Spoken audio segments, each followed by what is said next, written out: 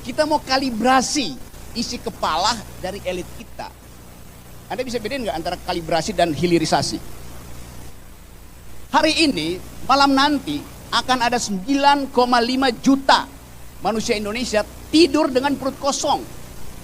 Per hari ini, stunting itu udah 24%, 25% rasionya. Artinya, 1 dari 4 bayi yang lahir akan kekurangan nutrisi otak. Per hari ini, ada 60 juta pemuda Indonesia menunggu lapangan kerja. Jadi semua itu ada di hulu. Anda bisa bedain kan antara calon presiden, bekas presiden, dan presiden bekas.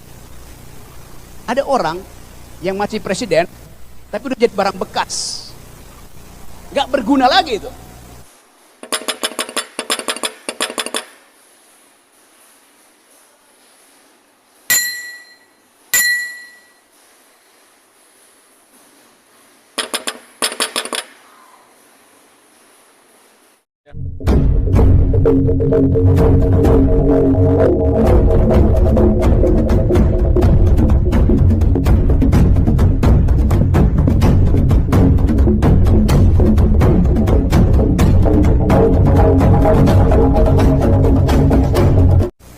Ada istilah diucapkan oleh Anies Baswedan, will of ignorance. Ada yang tahu nggak istilah itu? Anda aja mahasiswa asing dengan istilah itu, apalagi politisi itu.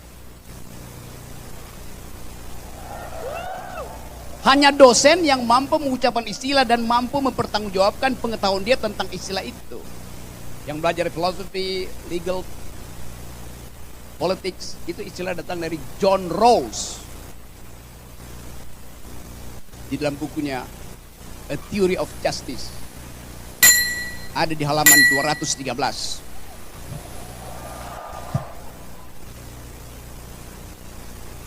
Jadi,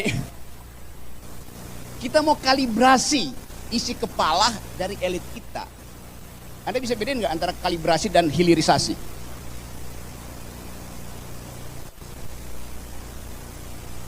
Kalibrasi artinya mencari ukuran yang tepat. Hilirisasi artinya membohongi ukuran. Kan kalau misalnya seorang calon presiden, calon wakil presiden bicara tentang hilirisasi itu. Dan kita hitung hulunya apa? Kalau kita mau naikkan tax ratio, mau naikkan pertumbuhan ekonomi, hulunya apa? Inputnya apa itu? Yang bisa disebut incremental capital output ratio. Hari ini, malam nanti akan ada 9,5 juta manusia Indonesia tidur dengan perut kosong. Adanya di hulu mereka. Per hari ini, stunting itu udah 24%, 25% rasionya. Artinya, 1 dari 4 bayi yang lahir akan kekurangan nutrisi otak. Artinya otaknya tidak akan berkembang. Atau defisit 25%. Ini ada Pak Profesor Mutakin yang ahli bedah otak itu. Tapi dia cuma bedah orang yang ada otaknya. Per hari ini ada 60 juta pemuda Indonesia menunggu lapangan kerja. Jadi semua itu ada di hulu. Kalau dia dibawa ke hilir, dihilirisasi, yang dihilirisasi adalah membersihkan yang di hulu itu supaya produknya bagus. Jadi hilirisasi artinya membersihkan kedunguan. Itu dasarnya. Kalau kita bicara secara makro, secara konseptual. Anies Baswedan, calon presiden, dia berupaya membawa kita pada harapan dengan keutuhan berpikir, bukan sekedar dengan main-main statistik, semacam hilirisasi itu. Itu yang kita penting.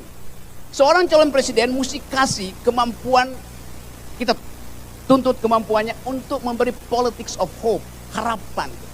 Dengan kekuatan argumen, dengan kemampuan untuk mengolah keadaan hari ini dan diseberangkan menjadi kebahagiaan. Itu calon presiden. Anda bisa bedain kan antara calon presiden, bekas presiden, dan presiden bekas. Anies calon presiden. SBY bekas presiden. Ada orang yang masih presiden, tapi udah jadi barang bekas. Nggak berguna lagi itu.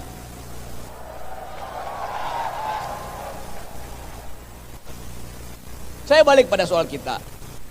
Yang kita perlukan bukan forum debat yang dibangun oleh KPU, di mana moderatornya cuma jadi timekeeper, habis waktu. Dia nggak bisa interupsi kesalahan berpikir dari seorang kandidat di situ. Atau panelis cuma bagian ngambil dari fishbowl. Apa? Ini baru debat. Tempat kita menguras pikiran dan mengupas pikiran. Karena pikiran hanya disebut pikiran kalau mau dikupas. Dan pikiran yang tidak dikupas, dia harus datang dari isi kepala seseorang. Bukan dari bisikan earphone.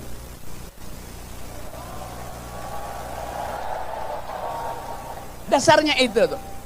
Jadi teman-teman, saya percaya bahwa kalian akan mampu mengupas isi pikiran Cak Imin dan Cak Anies.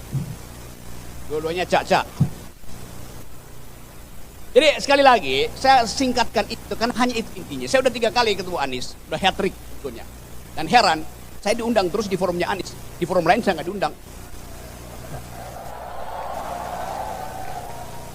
Padahal saya masih menganggap 2 kandidat itu juga punya pikiran. Tapi kalau nggak bisa dikupas, itu bukan pikiran. Pikiran hanya disebut pikiran kalau bisa dikupas. Pikiran hanya disebut pikiran kalau ada yang membantah pikiranmu. Itu namanya berpikir tuh.